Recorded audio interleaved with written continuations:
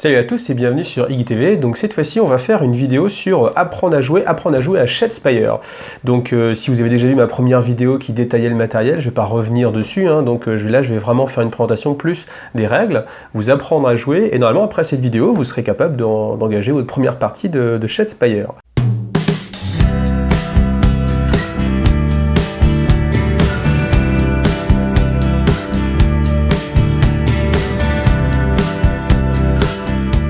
La boîte est assez bien faite puisque quand vous l'ouvrez, vous avez directement en fait deux petits paquets avec, je vous montre ici, vous voyez, qui sont triés avec une pour les Blood River et une pour les Libérateurs, et c'est directement votre deck directement construit. Donc ce qu'on va faire, c'est que je ne vais pas détailler en premier la construction du deck, ça je le verrai à la fin dans une autre partie, et on va directement attaquer avec les paquets préconstruits qu'on peut avoir directement en ouvrant la boîte. Comme ça on va être dans les mêmes conditions de jeu. Alors, préparation du champ de bataille, donc vous allez séparer vos cartes de pouvoir, c'est ce qui va être ici, de vos cartes d'objectifs. Vous avez vos 4 marqueurs d'activation, qui vont être les marqueurs pour déterminer le nombre d'actions que vous pouvez faire chaque tour. Ensuite, on peut identifier donc les figurines. Si vous avez un petit peu de mal, vous voyez ici en haut, vous retrouvez la photo en fait de la figurine. Donc, il ne devrait pas y avoir trop de soucis quand même. Donc vous voyez, hop, moi je les mets tous ensemble.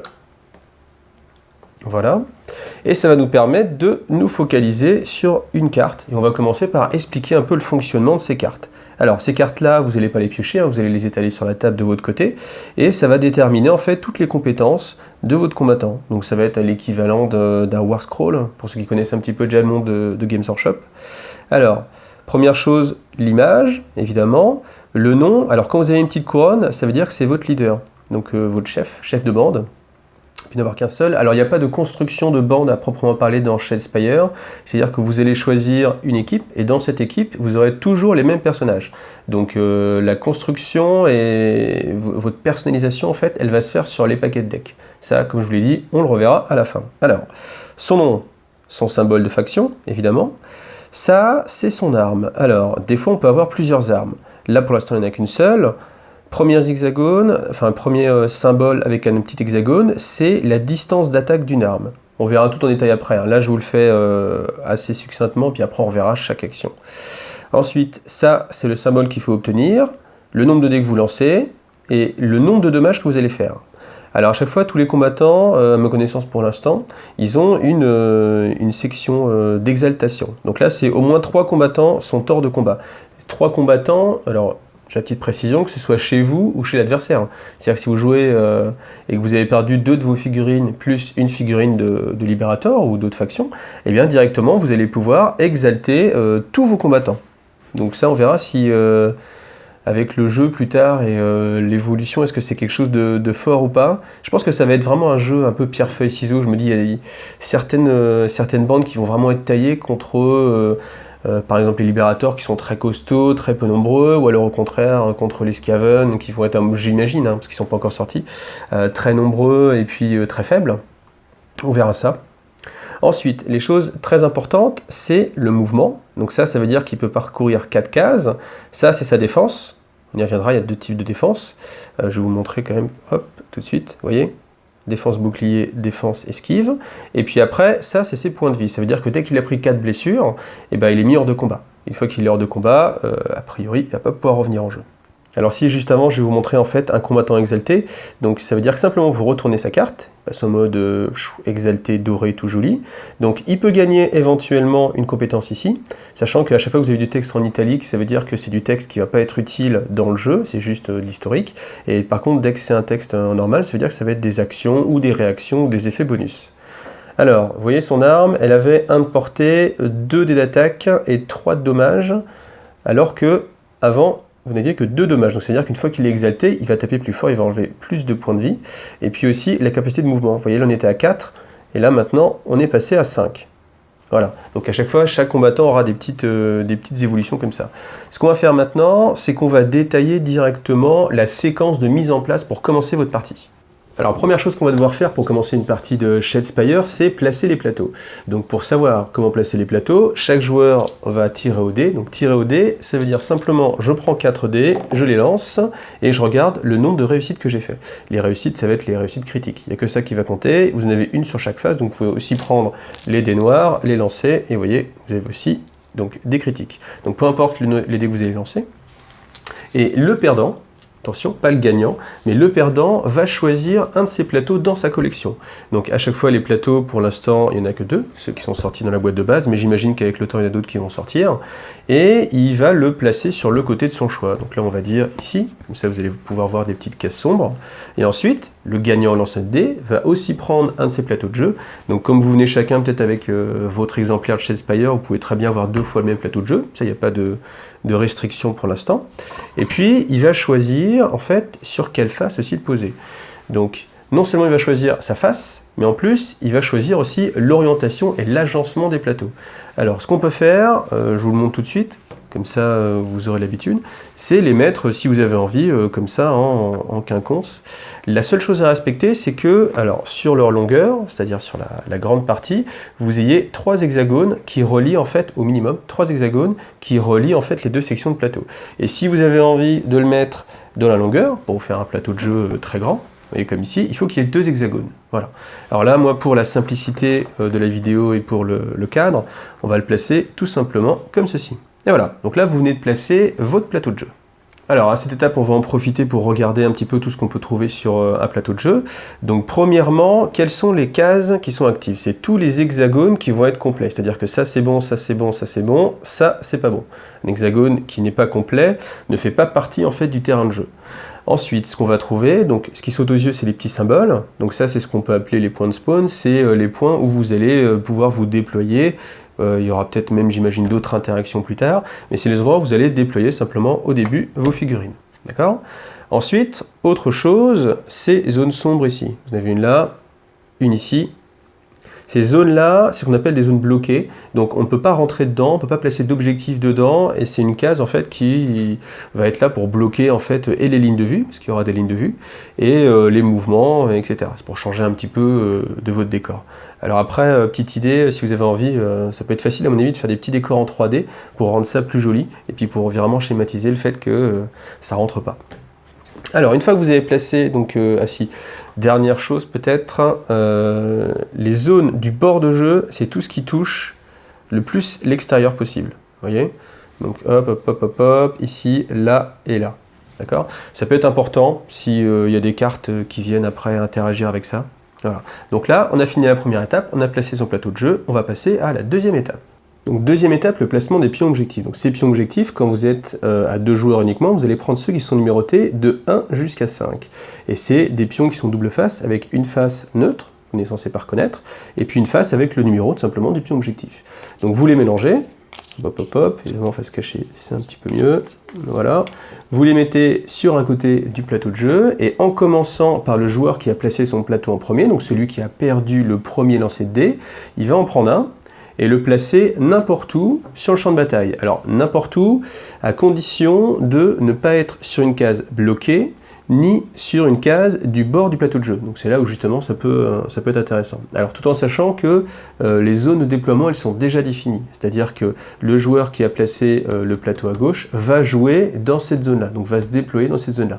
Donc ça peut être important, et c'est très important, même surtout, c'est pas que ça peut, hein, c'est que c'est très important, de bien penser à suivant votre stratégie au placement des pions objectifs. C'est-à-dire que si vous avez une armée qui va avoir tendance, enfin une bande qui va avoir tendance à aller chercher l'agression, peut-être que ça peut être intéressant de placer les pions objectifs chez l'adversaire. Alors qu'au contraire, si vous êtes plutôt défensif, peut-être que c'est intéressant au contraire de les laisser chez vous. Mais il n'y a aucune restriction sur où le placer. Donc là, par exemple, les Blood Rivers, ils vont aller là par exemple, hop. Donc voilà, premier placement, donc ensuite c'est à l'autre joueur. Alors là, toujours la même restriction, c'est-à-dire pas sur une zone bloquée, pas sur un bord du plateau de jeu, et pas non plus à 2 cases de ce premier objectif. Donc c'est-à-dire qu'ici, je ne pourrais pas le placer. Donc on va le placer, le joueur libérateur, j'imagine qu'il a envie de le mettre ici. Comme ça, il va pouvoir le défendre, ne pas être pris à partie sur le côté. Et on peut même le mettre vraiment en mode défensif pour cette partie. Voilà. Ensuite, de nouveau, un autre ici. Alors on va pas... Je vais le mettre là, chez lui. C'est pas une zone de bord, voilà. Ensuite, on va quand même en mettre un à nouveau là. Voilà. Et alors, petite restriction sur le dernier placement, on peut le mettre sur une des cases de bord. Dernier pion objectif, j'ai envie de le mettre ici quand même, de façon un petit peu défensive, comme ça va être l'équipe des Blue Drivers, tant qu'ils en aient un facilement accessible, mais rappelez-vous, hein, j'aurais très bien pu le mettre ici, sur une case du bord du plateau. Voilà. Alors, ensuite, une fois que vous avez déployé les pions objectifs, c'est à ce moment-là qu'on les retourne. Voilà. Ce qui nous permet après de passer directement à la phase numéro 3. Alors l'étape numéro 3, c'est tout simplement tirer les cartes. Donc tout simplement, vous allez mélanger votre paquet de cartes objectifs. Voilà, donc là je les ai mis dans des petits protèges, hein. Ça peut être bien pour justement pas abîmer les cartes et pas qu'on puisse les reconnaître. Donc vous piochez 3 cartes objectifs, que vous ne révélez pas à votre adversaire évidemment. Ensuite, vos cartes pouvoir, c'est pareil, on mélange son paquet. Hop là. On a l'impression que je vais super vite, formidable. Et vous prenez 5 cartes de pouvoir. Et c'est le bon moment pour vous parler des cartes de pouvoir. Alors, les cartes de pouvoir. Les cartes de pouvoir, c'est toutes celles avec déjà le fond gris, hein, comme ça. Hein. Les cartes objectifs, c'est les dorées. Alors, vous avez 2 types de cartes. Celles d'amélioration, avec un engrenage, et celles qu'on appelle les cartes de subterfuge. On va les mettre ici. Voilà. Alors, sur une carte, qu'est-ce que vous allez trouver? Vous allez trouver donc son type, ça on l'a déjà vu, son descriptif, un petit peu de blabla, et sa capacité. Alors, tout en sachant que certaines cartes peuvent être accessibles à n'importe quelle borne, c'est celles qui ont le symbole universel, ici, donc c'est-à-dire qu'à la construction de votre deck, vous pouvez directement les mettre dedans, soit le symbole de votre borne, c'est-à-dire qu'il n'y a que votre borne qui peut avoir accès à cette carte. Et souvent, c'est des cartes qui sont vraiment en rapport avec le style de jeu de la borne, ce qui est assez logique. Donc, deux façons de jouer ces cartes-là. Soit c'est une carte de subterfuge, et vous allez pouvoir la jouer au cours de la partie gratuitement. Soit c'est une carte d'amélioration, comme ceci. Et là, par contre, il va falloir dépenser donc un pion de gloire. Donc, il faut déjà le gagner, ça c'est important, avant de pouvoir le dépenser pour pouvoir jouer cette carte-là. Ça, on va y revenir aussi un petit peu plus tard. Ensuite, les cartes d'objectifs, celles avec fond doré. Donc ça, c'est le petit symbole qui vous présente les cartes objectifs. Donc, on va regarder un petit peu, mais vous voyez, celle-ci, elle est aussi spécifique à un clan, alors que celle-ci est générique. Donc, c'est-à-dire qu'à chaque fois que vous allez acheter des paquets, enfin des bandes, je ne sais pas comment encore ça va s'appeler, mais quand vous achetez une boîte avec dedans une bande, vous allez avoir des cartes neutres, et ces cartes neutres, justement, vous allez avoir envie de les intégrer à votre paquet pour essayer de faire les meilleurs combos. C'est là où ça devient intéressant et où le jeu va gagner justement beaucoup en richesse, à mon avis. Alors, comment ça se présente? Donc vous avez toujours pareil, du petit blabla. Marquez ceci à la 3e phase de fin si tous vos combattants survivants sont sur les territoires de votre adversaire. Alors, le petit symbole ici, c'est quand vous allez jouer à 3 et 4 joueurs. D'accord? Donc déjà, on sent que le jeu est prévu pour le multijoueur à la base. Et ici, c'est le nombre de pions de gloire que vous allez pouvoir gagner justement en scorant cette carte-là. Alors, on le reverra aussi, mais il y a 2 moments où vous pouvez gagner une carte. Soit vous avez des cartes qui vous disent révéler cette carte où vous gagnez immédiatement de la gloire, donc des cartes instantanées. Et soit c'est à la fin de la phase, donc il y aura 3 tours de jeu et à la fin de chaque tour, on vérifiera si on peut valider ces cartes d'objectifs. Alors maintenant que j'ai tiré ma main de 5 cartes pouvoir et 3 cartes objectifs, j'ai la possibilité, si par exemple ces cartes-là tombent vraiment mal, parce que là maintenant je vois les objectifs, hein, donc tenir l'objectif 1 et 4, je regarde sur le plateau de jeu, le 1 il est ici, le 4 il est chez moi, c'est pas mal, il est assez près. Par contre si j'avais tiré par exemple 5 et 2, et que je me disais que j'allais avoir un petit peu de difficulté à aller le chercher, j'ai la possibilité de me séparer de cartes pour pouvoir en repiocher. Le problème, c'est que, alors votre main elle est séparée en 2, techniquement. Si vous voulez, vous pouvez défausser vos 3 cartes d'objectif pour en piocher 3 nouvelles. L'inconvénient, c'est que les cartes défaussées, elles sont perdues pour toute la partie. D'accord? Une fois que c'est défaussé, on ne va pas rebattre son paquet de cartes pour piocher, donc vous êtes sûr que vous n'allez jamais retomber dessus. Donc là, il y a un choix à faire. Moi, pour l'instant, là, je vais les garder, celles-ci. Donc même chose avec les cartes de pouvoir, j'ai la possibilité, si je veux, de recycler ma main. Là aussi, les cartes vont être perdues. Alors pourquoi on voudrait faire ça? Peut-être parce qu'on va avoir trop de cartes d'amélioration. Vous voyez, celle avec les engrenages. J'en ai déjà 3, il faut regarder, mais on peut se dire que si on a trop de cartes engrenages, comme ça nécessite en fait d'avoir déjà rempli des objectifs pour pouvoir les valider, on peut se retrouver avec des cartes mortes. Sachant que, à mon avis, il faut essayer de privilégier vraiment les cartes de subterfuge. C'est avec le petit couteau parce que vous pouvez les jouer directement et ça peut directement vous donner des boosts. Parce que si vous restez avec votre main de cartes à attendre de marquer les objectifs et pendant ce temps-là, l'autre joueur il aligne les cartes, On va essayer d'avoir un petit peu plus de chance. Je vais défausser ma main. Donc, vous voyez, les objectifs, je les défausse. Donc, ce que j'ai fait comme type de placement, simplement les cartes pouvoir, la défausse en dessous, les cartes d'objectif, la défausse en dessous. Et si jamais vous avez des cartes qui vont être scorées, il faut les mettre à part, donc je les mettrai au-dessus. Donc là, je reprends 5 nouvelles cartes, en espérant avoir un petit peu plus de chance sur le tirage. Alors, qu'est-ce qu'on va avoir? Alors, tac, tac, tac, tac, tac, tac, c'est pas mieux, c'est pareil. Bon, au moins, ça vous a montré la possibilité justement de recycler sa main. Donc, cette main de carte, je vais la garder cachée, ici. Alors, on va faire la même chose avec le joueur libérateur. Il va piocher ses 5 cartes et ses 3 cartes d'objectif. Alors, étape numéro 4, c'est le placement des combattants. Alors, le placement des combattants, là, on va refaire un jet de dés. Donc là, ne compte que les réussites critiques, les points d'exclamation là qu'on n'a pas obtenus. Donc si vous êtes à égalité, vous relancez ad vitam aeternam jusqu'à ce qu'un des deux joueurs réussisse à se départager. Donc là, hop, là, voilà, formidable, j'ai gagné. Donc le gagnant, là, il a la possibilité, et ça c'est assez fin et ça c'est assez bien pensé, de choisir qui va commencer le placement. Donc on peut imaginer que si je suis le joueur avec des libérateurs, comme j'ai peu de placements, peu de figurines, je préfère déjà voir où va être mon adversaire avant d'avoir envie moi-même de poser. Donc si on imagine que j'étais le joueur libérateur, que j'ai gagné, je vais décider que ce soit le joueur Blood River qui va commencer à se déployer. Alors pour commencer à se déployer, tout simplement, donc il prend une de ses figurines. Donc là aussi il y a des choix à faire, je ne vais pas rentrer dans les détails, mais c'est un jeu vraiment, vous voyez, qui est très profond parce que chaque figurine a son style de jeu.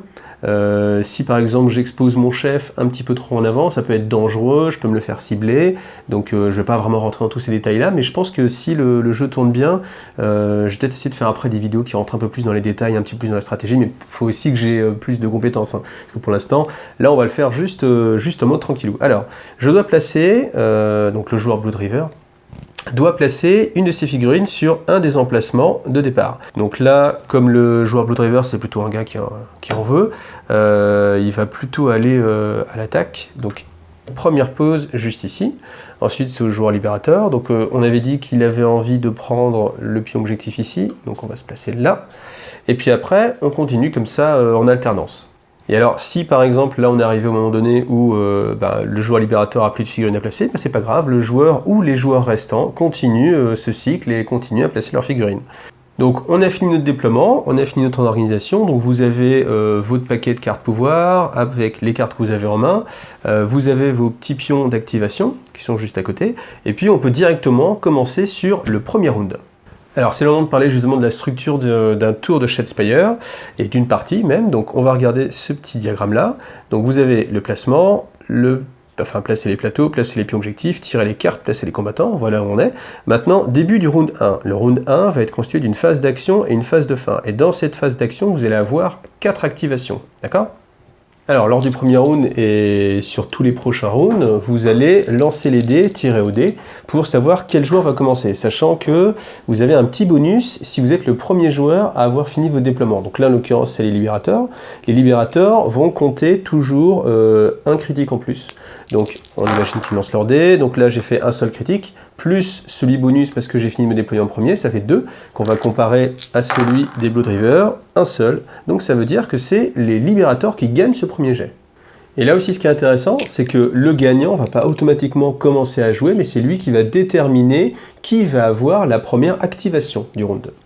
Donc là, on peut imaginer aussi que le joueur libérateur, comme il a un petit peu d'infériorité numérique, il a envie justement de voir ce qui va se passer et de laisser la main à son adversaire des Blood River.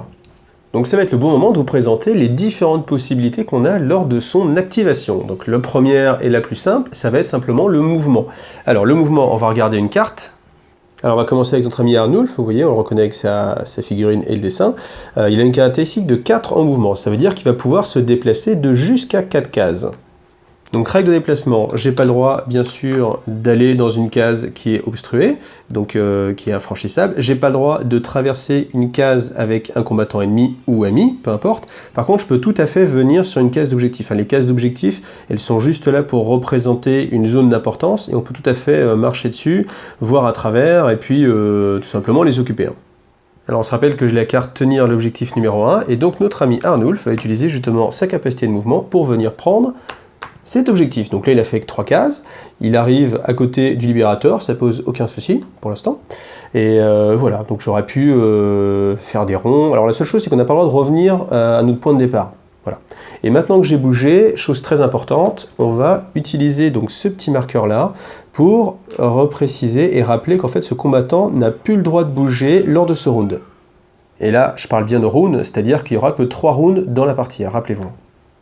Alors, deuxième possibilité dans votre activation, ça va être de faire une action de charge. Donc charge, c'est quoi? Ça va être attaque plus mouvement, on va plutôt en l'occurrence mouvement plus attaque. Donc on va prendre Oberyn le Hardy qui peut bouger de 3 cases, donc on va le rapprocher, 1, 2, 3, et on va directement le faire attaquer. Alors, comme ça, on va pouvoir voir le système d'attaque.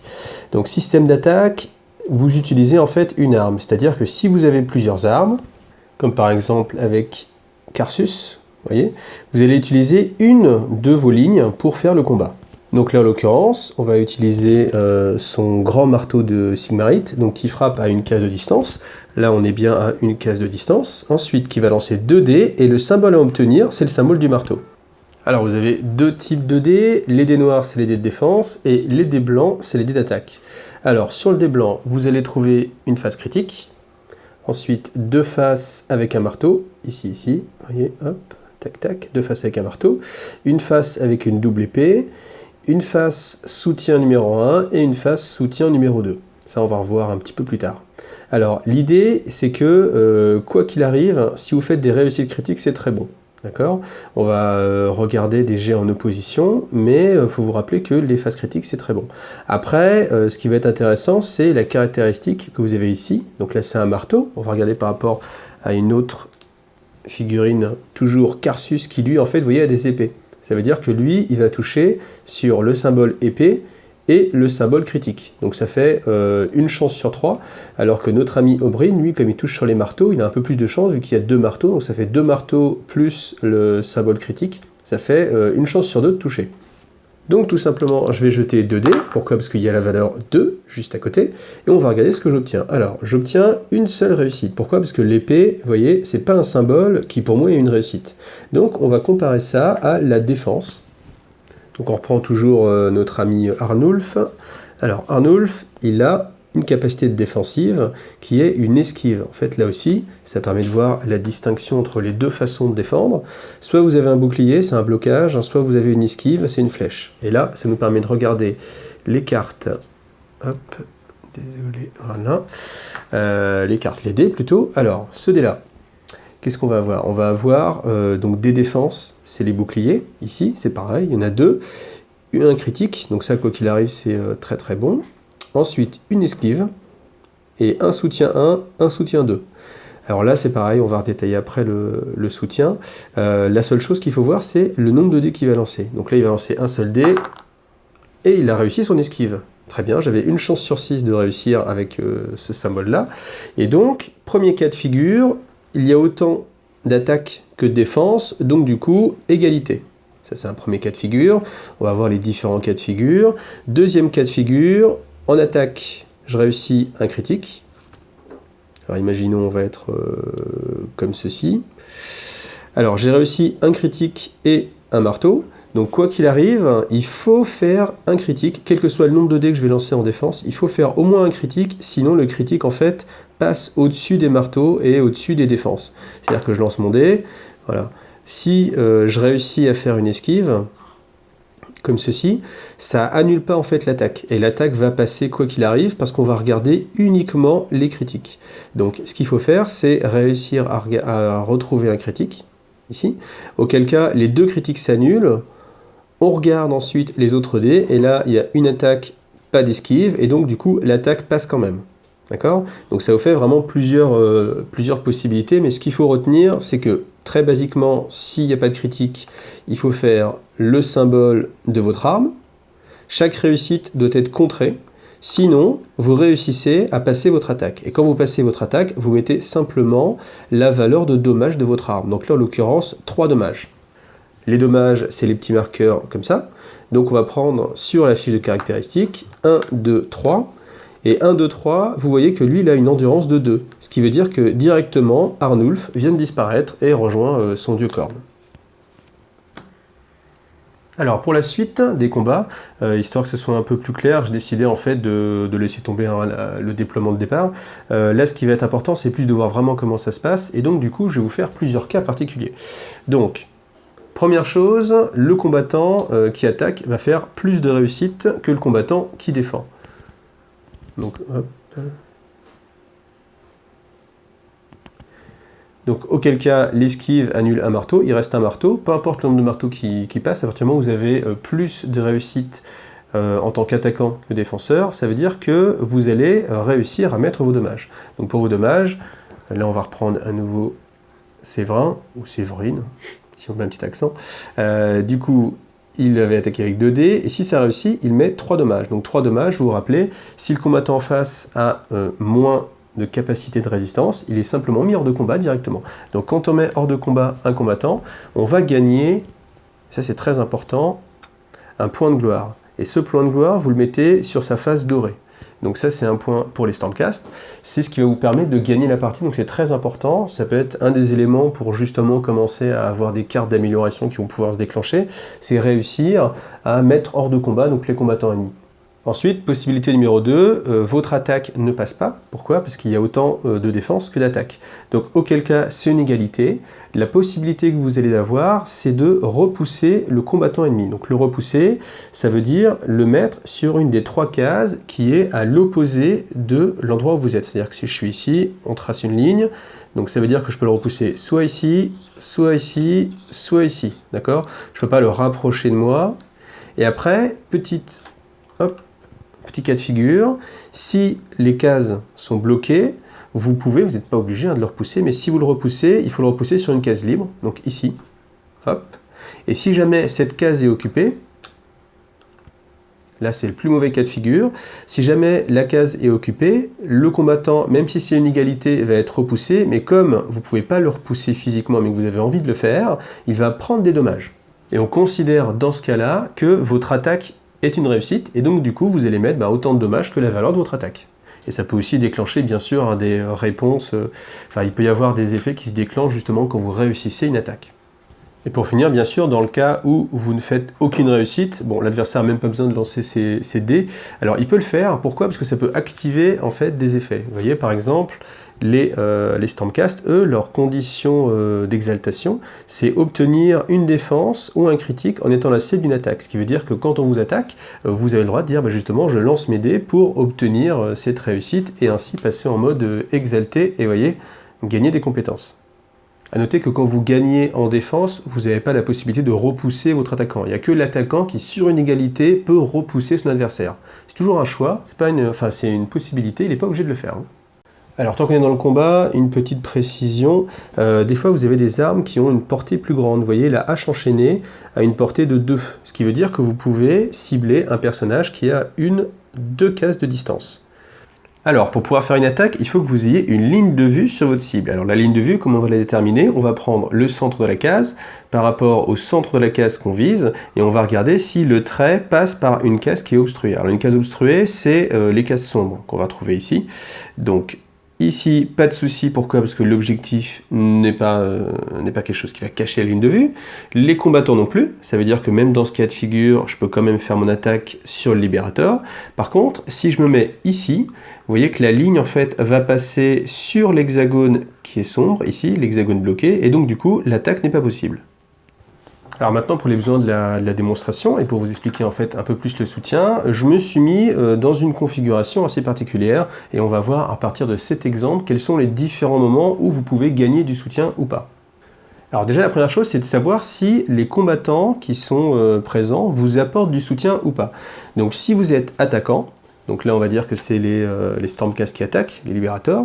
Donc du coup, si vous êtes attaquant et que vous ciblez une figurine, vous allez gagner du soutien pour chaque combattant qui touche votre cible. D'accord? Attaquant, on se réfère à la cible. Donc en l'occurrence, 1 et 2. Donc vous avez 2 combattants qui sont en soutien. Et ensuite, pour le joueur qui défend, donc celui-ci, il va obtenir du soutien pour chaque combattant ami, donc ceux des Blood River, qui vont être en contact avec l'attaquant, donc ici. Donc là, même si son ami est en contact socle à socle avec lui, il ne lui apporte pas de soutien en défense. Le soutien, pour l'obtenir, il faudrait qu'il se trouve ici. Auquel cas, vous avez bien un combattant qui est en contact avec l'attaquant directement, et donc du coup, ce combattant-là vous apporte du soutien. Ensuite, sur les phases de dés, vous vous rappelez, vous avez ce symbole-là et ce symbole-là. Alors, celui-ci, c'est quand vous avez un combattant en soutien de plus. Alors, dans cet exemple, on regarde, j'attaque, j'ai 2 combattants en soutien, je défends, j'ai un combattant en soutien, qui est à côté de l'attaquant, donc du coup, j'ai 1 contre 2, donc il y a simplement un combattant de plus. Un combattant de plus, ça veut dire que dans votre jet d'attaque, tous ces symboles-là vont constituer des réussites. C'est-à-dire que si vous attaquez avec des épées, c'est comme si c'était une épée, et comme si vous attaquez avec des marteaux, c'était comme si vous aviez un marteau. D'accord? Donc vous avez plus de chances de réussite. Après, pour avoir le double symbole, celui-ci, il faut avoir 2 combattants de plus. Donc 2 de plus, ça veut dire simplement qu'il faudrait que celui-ci soit à nouveau ici. Auquel cas, celui-ci attaque, il a 1 de soutien, donc 2 pour les libérateurs.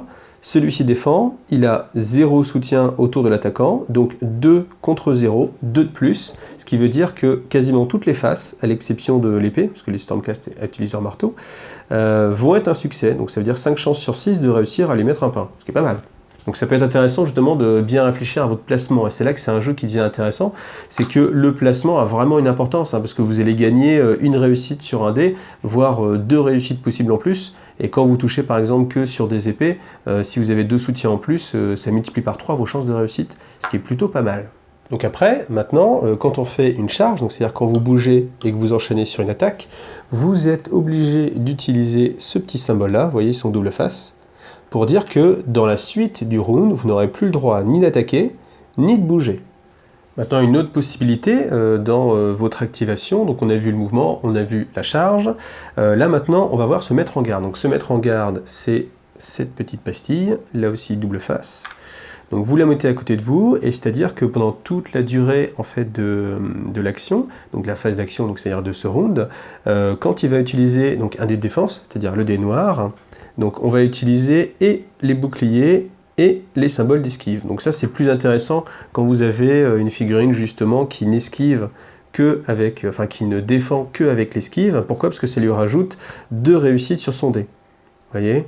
Là on passe à 3 réussites possibles, alors que sur un Stormcast qui utilise déjà en fait le bouclier comme défense, vous allez rajouter juste un seul symbole.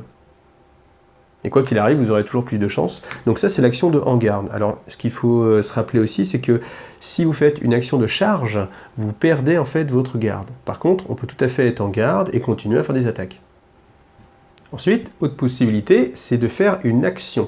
Alors l'action, ça veut dire déclencher quelque chose qui est sur votre carte. Donc basiquement, une attaque. Une attaque, vous voyez, c'est ce que vous allez trouver ici, c'est une action. Donc on peut la faire plusieurs fois dans la partie, enfin dans le tour même, dans le round.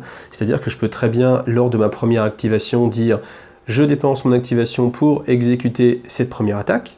Ensuite, le joueur libérateur fait autre chose. Après, j'ai le droit de revenir sur le même combattant et de dire j'utilise toujours cette attaque et de continuer comme ça avec toutes mes activations.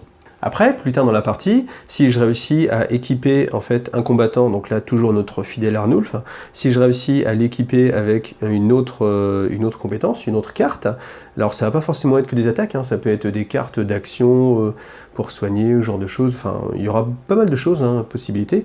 Je peux utiliser du coup cette attaque-là, donc un petit peu différente. Donc déjà elle va lancer un dé de plus, vous voyez ici on était à 2 dés, c'est un petit peu flou. On était à 2 dés pour 1 dommage, alors que là on va être à 3 dés d'attaque pour 2 dommages. Et en plus, si on obtient au moins une réussite critique, cette action d'attaque a la capacité fracassante. Donc fracassante, ça va être une règle spéciale. On va pas forcément détailler tout de suite la règle spéciale, je vous le ferai dans un petit glossaire sur la fin, une fois que ce sera plus clair pour pas forcément vous mélanger. Il faut simplement se rappeler qu'une fois que cette carte a été rajoutée à Arnulf, ça lui donne une autre possibilité d'attaque. Donc quand il dit, on ne peut pas dire en fait je fais une attaque et j'utilise mes armes, on va simplement dire j'utilise une de mes actions présentes sur ma carte ou mes cartes d'amélioration. Et là, en l'occurrence, je peux choisir soit celle-ci, soit celle-ci. Donc directement, on va choisir celle-ci, qui est plus intéressante. Alors Shadespire, vous vous rappelez, c'est aussi un jeu qui compte beaucoup sur son deck, donc sur son paquet de cartes. Une autre possibilité d'activation, c'est à la place de jouer avec un de mes combattants, je vais simplement dire, je vais tirer une carte de pouvoir. Donc vous rajoutez une carte de pouvoir à votre main, sachant que vous n'avez pas de taille limite dans votre main en termes de cartes de pouvoir. Donc je peux très bien passer mes 4 activations à piocher 4 cartes de pouvoir. Je suis pas sûr que ce soit très utile, mais on verra. On ne sait jamais avec ce qui peut se passer. On peut imaginer qu'il y ait des combos qui sortent, on ait vraiment besoin d'une séquence d'activation de cartes. Je pense que c'est ça qui va être intéressant dans le jeu. Là, on est vraiment dans tous les débuts, donc on va voir basiquement comment ça va se passer, mais j'imagine qu'avec le temps, il y aura vraiment pas mal de possibilités. Alors, les cartes pouvoir, quand est-ce que vous pouvez les jouer? Eh bien, après chaque activation, c'est-à-dire que un des joueurs commence, imaginons c'est le joueur libérateur, il va bouger une de ses figurines, par exemple, ou faire une autre action. Il a la possibilité, en premier, de jouer une de ses cartes pouvoir. S'il ne le fait pas, son adversaire a lui-même la possibilité de jouer une de ses cartes pouvoir, et ainsi de suite en fait. Et ça va s'arrêter uniquement à la condition que tous les joueurs aient successivement passé.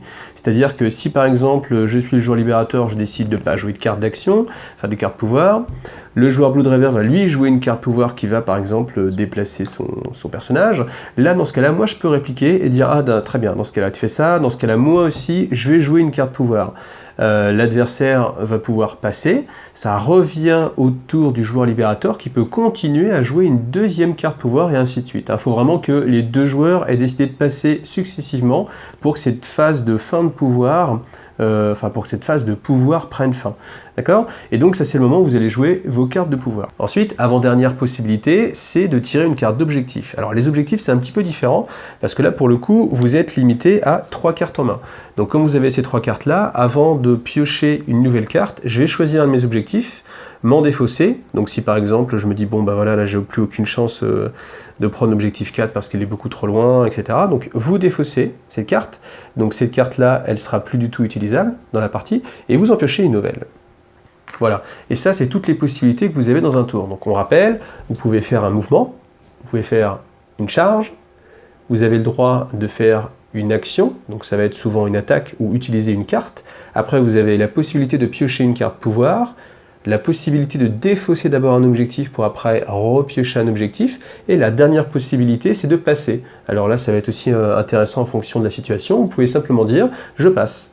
Et rappelez-vous que pour noter à chaque fois votre activation, il faut bien prendre le pli et retourner votre marqueur pour dire c'est bon, j'ai fait ma première activation, à toi, ensuite à moi, je fais mon activation, à toi, et ainsi de suite, jusqu'à ce que vous ayez dépensé vos 4 marqueurs d'activation. Alors, toutes ces activations possibles, c'était pour un round de jeu. Mais un round de jeu est décomposé en une phase d'action et une phase de fin. Là maintenant, une fois que chaque joueur a dépensé en fait ces 4 activations, on va rentrer dans l'étape de fin. Alors, il y a une séquence à respecter. Quand vous êtes dans l'étape de fin, on va d'abord regarder si vous réussissez à remplir des objectifs. Donc, il y a des objectifs qui peuvent être remplis uniquement à la fin de votre tour et d'autres objectifs qui peuvent être remplis en cours de partie.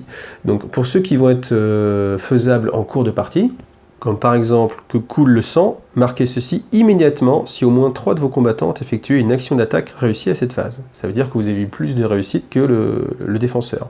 Donc cette carte-là, l'avantage, c'est qu'elle va être directement faite. On n'a pas besoin d'attendre l'étape de fin pour voir si vous avez validé ou pas votre objectif. Donc directement, le bonus, vous gagnez les 2 points de gloire, qui sont ici, et puis après, comme ça a été fait un petit peu hors phase, l'autre bonus c'est que vous repiochez directement un objectif. Donc ça c'est assez intéressant, ce type de carte là. Pourquoi? Parce que ça vous permet directement de faire tourner vos cartes d'objectifs plus vite, plutôt que de dépenser une activation pour en repiocher une, en plus vous en avez défaussé une, là c'est tout bénef parce que vous l'avez défaussé, vous avez gagné les points de gloire, et vous repiochez une carte avant d'arriver à votre étape de fin. Après, sinon, de façon plus classique, si j'ai tenir l'objectif 5, donc marquez ceci à la phase de fin, si vous tenez l'objectif 5, je suis sur l'objectif 5, je l'occupe, tout simplement, donc du coup, je peux marquer un point de victoire. Alors maintenant, à cette phase de fin, une fois qu'on a regardé si on scorait ou pas les cartes, on a la possibilité de défausser des cartes d'objectif. Donc là, l'avantage, c'est que vous le faites de façon gratuite, puisque c'est pendant la phase de fin. Donc vous choisissez de 1 à 3 cartes, vous les défaussez, et vous allez compléter votre main pour obtenir 3 cartes d'objectif. Ce qui veut dire que quoi qu'il arrive, vous ne dépassez jamais la valeur de 3 cartes d'objectif en main. Après, si vous avez envie, vous pouvez faire aussi la même chose pour les cartes de pouvoir. C'est-à-dire que vous avez par exemple 3 cartes pouvoir en main, ces cartes pouvoir, je me dis tiens, il y a un engrenage, j'ai pas de points, ou alors Oberyn est mort, je vais pas pouvoir l'utiliser, donc du coup je la défausse et je vais recompléter ma main jusqu'à 5 cartes pouvoir. Alors l'idée c'est que bien sûr si vous avez 6 cartes pouvoir, et si vous en défaussez 2, vous allez en piocher qu'une seule, vous n'allez pas aller jusqu'à votre taille de main que vous aviez, mais jusqu'à 5 maximum. ce qui ne veut pas dire que votre taille de carte pouvoir est limitée jusqu'à 5, d'accord? Donc carte pouvoir, vous en repiochez jusqu'à 5, carte objectif, vous en repiochez jusqu'à 3, là vous avez votre main de base, mais après, au cours de la partie, vous pouvez très bien accumuler les cartes pouvoir et en avoir 6-8 dans la main sans problème. Alors maintenant que vous avez terminé le premier round, on va passer au round 2, donc là on recommence la séquence, on lance 4 dés, on regarde qui fait le plus de réussites critiques, sachant que le bonus que vous aviez au premier round pour avoir terminé vos déploiements en premier n'est plus actif, hein. Donc il n'y a vraiment qu'au premier jet de dés que vous avez une réussite en plus. Là maintenant, vous allez jeter les dés jusqu'à ce qu'un des joueurs fasse plus de réussites critiques, il n'y a que les critiques qui comptent, en lançant 4 dés, et c'est toujours pareil, il a la possibilité soit de commencer la manche, ou soit de laisser la main à son adversaire. Et enfin, on termine, une fois qu'on a joué les 3 rounds, par la phase de victoire pour déterminer qui a gagné.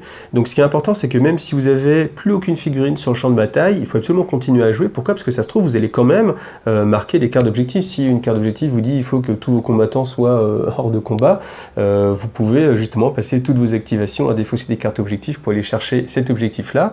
Et puis à la fin de la partie, justement révéler vos cartes. Parce que comme il y a beaucoup de cartes d'objectifs en fait, qui vont être vraiment révélées à la fin du 3e round, on ne sait jamais forcément qui va gagner, hein. C'est pas parce que vous avez forcément détruit tous les combattants de l'adversaire que vous allez gagner, hein. Ça peut être assez juste, hein. Et il peut vous révéler justement une carte, ben justement ça tombe bien, les Blood River en ça, tous mes combattants sont morts, bim, allez je marque des points de victoire en plus. Et c'est ça qui est assez intéressant, hein, dans ce jeu là, c'est qu'il y a toujours un petit peu de suspense sur la fin. Donc à la fin, vous révélez vos cartes objectifs, on regarde tout simplement qui a le plus de points, peu importe que les points soient consommés, c'est-à-dire sur cette face-là ou pas, ils comptent, hein. Donc si vous avez 5 pions, même s'ils sont tous les 5 utilisés, ça fait 5 par rapport à ce qu'a l'adversaire. Alors, en cas d'égalité, si jamais vous avez autant de points de gloire que votre adversaire, on va regarder est-ce qu'il y a une bande qui a été complètement éliminée. Si une bande a été complètement éliminée, c'est bien sûr celui qui est encore en jeu qui va gagner. Et si jamais ce n'est pas le cas, c'est-à-dire que toutes les bandes ont encore des combattants, on va regarder quel camp contrôle le plus d'objectifs. Donc ça peut être intéressant, même sur la fin, de prendre en fait des objectifs, même si vous n'avez pas forcément votre carte d'objectif, juste pour départager les égalités. Donc voilà, vous savez jouer dans les grandes lignes, il me reste quelques petites précisions à vous donner. Je ne voulais pas vous les donner tout à l'heure, pourquoi? Parce que ça me paraissait un petit peu plus compliqué, donc on y va. Alors un petit rappel sur les marqueurs, celui-ci c'est parce que vous avez bougé, donc vous n'avez plus la possibilité de faire une charge, qui est un mouvement plus une attaque. Par contre, vous pouvez très bien faire plusieurs attaques, hein. Donc on peut dans une première activation le bouger, dans une deuxième activation taper, ensuite taper, taper, voilà. Ensuite, ce marqueur-ci, par contre, c'est une charge, et la charge, en fait, elle vous interdit de faire toute autre action avec ce personnage. Donc, une fois que vous avez utilisé votre charge, vous mettez ce marqueur-là, ça vous interdit de bouger, de frapper, et de faire une autre action qui aurait sur une de ces cartes d'équipement, par exemple. Et ensuite, celui-ci, donc ça, c'est l'esquive. Je vous rappelle que ça vous permet de réussir aussi bien sur cette valeur-là que sur cette valeur-là. Petite règle spéciale, justement, des fois vous avez la capacité fracassante, et fracassante, ça permet d'ignorer en défense tous les boucliers, quelle que soit la façon dont vous avez les boucliers. C'est-à-dire qu'un Stormcast, de base, il va avoir une défense avec ses boucliers. Vous voyez, un bouclier. S'il est en garde, vous aurez et le bouclier et l'esquive. Malheureusement, si l'attaque est fracassante, du coup, il aura uniquement l'esquive, ou alors évidemment le critique pour réussir à se dépatouiller. Alors une chose assez importante en termes de timing, c'est que les cartes que vous donnez ne prendront effet, les cartes d'amélioration ne prendront effet qu'à la fin de l'action en cours. D'accord? Donc ça peut être important pour des effets de timing, donc là j'ai pas forcément d'exemple à vous proposer, mais il peut arriver que par exemple, je ne sais pas, vous avez une carte qui vous dit tiens, si vous êtes blessé, vous pouvez jouer cette carte là et dorénavant par exemple vos esquives seront considérées comme des succès. Si vous êtes blessé et que vous la jouez, bien évidemment si dans votre lancer de dés vous avez fait des esquives, c'est que plus tard hein, que la carte prendra effet et c'est pas rétroactif. Voilà. C'est ça qui est important je pense, c'est de se rendre compte que les cartes sont pas rétroactives, mais il y a certaines cartes justement qui sont des cartes de réaction. Là on va voir tout de suite ce que c'est. Alors, certaines cartes ont la capacité réaction, comme celle-ci. Ça vous dit, jouez ceci après une action d'attaque d'un combattant ami qui met hors de combat un combattant ennemi, retirez tous les pions de blessure d'un seul combattant ami. Donc ça, c'est une carte qui va être jouée hors séquence, donc c'est-à-dire la séquence, c'est après votre activation, genre après votre mouvement ou quoi que ce soit. C'est ces cartes-là, du coup, c'est des cartes vraiment qui sont là pour faire la surprise. Vous en avez aussi qui vous permettent de relancer vos attaques si vous avez échoué. Donc bien sûr, la réaction, si vous avez fait une attaque, vous avez échoué. En carte de réaction, je joue cette carte-là. Alors tant qu'on parle des réactions aussi, les réactions ça peut être directement sur votre carte, et c'est des actions qui sont gratuites. Vous voyez par exemple, Bright Shield est là, Furious Parade, réaction, lors d'une action d'attaque qui cible ce combattant et qui a échoué, ce combattant ne peut pas être repoussé et vous pouvez effectuer une action d'attaque qui doit cibler l'attaquant. C'est-à-dire qu'elle va avoir le droit d'exécuter une attaque avec Furious Parade, vous voyez, c'est cette compétence-là, qui va cibler l'attaquant qui n'a pas réussi à lui infliger de dommages. Donc les réactions, vous voyez que c'est très important et qu'il y a plein de moments où ça peut se déclencher. Donc il faut être assez alerte. Bon, ça évidemment en jouant vous allez avoir l'habitude, et bien penser à qu'une carte peut se déclencher à un moment qui n'est pas forcément le moment prévu à la base. Après, pour continuer à parler des cartes de subterfuge, vous avez souvent des cartes qui vont se présenter comme ceci. Choisissez un combattant ami, il subit 1 dégât, jetez 2 dés d'attaque bonus pour sa première action d'attaque lors de la prochaine activation. Alors en fait, il faut bien se rendre compte que, étant donné que les cartes de pouvoir vous les jouez à la fin d'une activation, et du coup, certaines en fait vont avoir effet sur la prochaine activation. C'est-à-dire que typiquement cette carte-là, je vais la jouer lors du tour d'un adversaire. Là, donc vous voyez, c'est une carte qui est réservée au Blood River. Donc du coup, le Stormcast arrive ici, fait son activation, mon adversaire décide ou non de jouer une carte. Je vais dire, très bien, dans ta phase d'activation, tu n'as pas joué de carte. Moi, je joue cette carte-là, offrande sanglante, et je choisis un combattant ami, donc quelqu'un qui va être capable de faire une action, par exemple, il faut essayer d'être un petit peu malin, et donc il va subir 1 dégât, donc je résous l'action, ça veut dire que je prends une de ces pastilles-là qui va aller rejoindre sa fiche de personnage, et ensuite, jeter 2 dés d'attaque bonus pour sa première action d'attaque lors de la prochaine activation. C'est-à-dire que ça va être un créneau assez restreint, je vais être obligé de jouer ce personnage-là et de faire une action d'attaque. Parce que si je décide de faire autre chose, comme c'était la prochaine activation, je vais perdre en fait l'effet bonus. Donc du coup, là, ça serait mal joué pour le coup, mais comme en fait, il n'y a pas de... Alors, si j'allais dire il n'y a pas de réaction de l'autre joueur, mais en fait si justement, ce qui peut se passer par exemple, c'est dans ce cas de figure précisément, l'adversaire peut dire « Ah oui très bien, tu as joué ça, alors dans ce cas-là, je vais utiliser une de mes cartes pour repousser par exemple ton combattant et le mettre ici ». Ce qui veut dire que du coup, ma carte peut être perdue, parce que si je peux pas effectuer, imaginons j'avais déjà bougé, voilà, donc ça veut dire que je ne peux pas rebouger à nouveau pour me remettre en contact, mon attaque va être perdue. Donc voilà, c'est ça qui est très intéressant dans Shadespire, c'est toutes ces cartes-là et tout ce jeu de bluff qu'on peut avoir, savoir quand garder une carte, savoir quand passer, faire semblant d'être un petit peu en défaut alors qu'en fait on a la bonne carte au bon moment. Je pense qu'il y a vraiment beaucoup de choses très intéressantes, ça fait beaucoup, mais je pense que les cartes c'est vraiment le sel du jeu et c'est ce qui fait que le jeu va être profond et changer, c'est-à-dire qu'avec votre même bande, en fonction des nouvelles cartes qui vont sortir, vous allez pouvoir adapter des stratégies, gagner de nouvelles compétences et puis changer de style de jeu un petit peu. Ce qui me permet de faire la transition et de vous parler de la création de votre paquet de cartes. Donc votre paquet de cartes, il doit être constitué d'un minimum de 20 cartes pouvoir. Donc les cartes pouvoir, vous vous rappelez, celles avec le dos gris, avec les améliorations avec l'engrenage et les cartes de subterfuge avec le couteau. Alors vous êtes obligé d'avoir au maximum la moitié des cartes en subterfuge. Ça veut dire quoi? Ça veut dire que si vous allez jouer 20 cartes, vous pouvez avoir 20 cartes d'engrenage, si vous voulez, 20 cartes d'amélioration. Par contre, vous serez limité à un maximum de 10 cartes de subterfuge. Voilà. Alors les cartes de subterfuge, il y a une limitation, pourquoi? Parce qu'elles sont plus puissantes, c'est souvent des cartes qui peuvent être jouées gratuitement, alors que les autres, il faut déjà avoir rempli des objectifs pour avoir des points de gloire, comme ceci, pour pouvoir les jouer. Donc c'est pour ça qu'il y a cette limitation-là, pour rendre le jeu un petit peu plus équilibré à mon avis, et que ça ne joue pas non plus que sur les activations de cartes. Alors après, vous n'êtes pas limité au nombre de cartes pouvoir, mais comme dans tout jeu de deck building, c'est-à-dire tous les jeux où vous allez construire votre paquet de cartes, plus vous allez intégrer de cartes, moins vous avez de chances d'avoir une carte. Pourquoi? Parce que chaque carte va être là quand un seul exemplaire. Donc vous n'aurez qu'un seul exemplaire de chaque carte. Si vous avez une super carte et que vous dites je veux absolument que Oberyn ait son super marteau, le problème c'est que si vous jouez beaucoup de cartes, étant donné que vous en piochez 5, vous n'allez pas forcément l'avoir directement, et puis même si vous voulez vous défausser, vous savez, vous avez la possibilité de vous défausser au début de la partie, si ça se trouve, il y a une autre carte maîtresse de votre jeu qui va être dans votre main, vous n'allez pas pouvoir la défausser, et vous allez passer votre temps à utiliser des activations pour piocher des cartes pouvoir pour aller vers votre combo, alors qu'en fait, il va être dilué, et ça se trouve, il va être dans les 3 dernières cartes. C'est pour ça que ce qui est souvent conseillé, c'est de rester justement à cette limite basse, donc de 20 cartes. Ensuite, votre paquet, il va être aussi constitué de cette autre section qui sont les cartes d'objectifs. Donc les cartes d'objectifs sont au nombre de 12. Là, vous êtes limité, enfin vous êtes capé, hein, aussi bien en haut qu'en bas, c'est-à-dire que c'est 12, pas plus, pas moins. Donc, vous avez la possibilité de mettre toutes les cartes qui sont neutres, comme celle-ci, qui sont valables pour chaque bande, plus toutes celles qui ont le symbole de votre bande. Donc au fur et à mesure, hein, je vous le répète encore une fois, des sorties, vous allez avoir à chaque fois dans chaque paquet des cartes neutres. Ça c'est fait pour que vous ayez envie d'acheter chaque petit paquet qui va sortir, justement pour customiser votre deck et avoir quelque chose qui vous ressemble de plus en plus.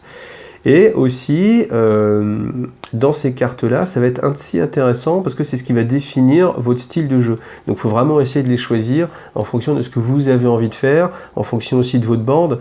Hein, on imagine aisément que des Stormcast qui sont assez lents, qui bougent pas beaucoup, qui bougent en général de 3 cases, vous n'allez pas leur mettre des objectifs où le but c'est de traverser le terrain, surtout si l'adversaire s'amuse à mettre, vous savez, les plateaux dans leur longueur.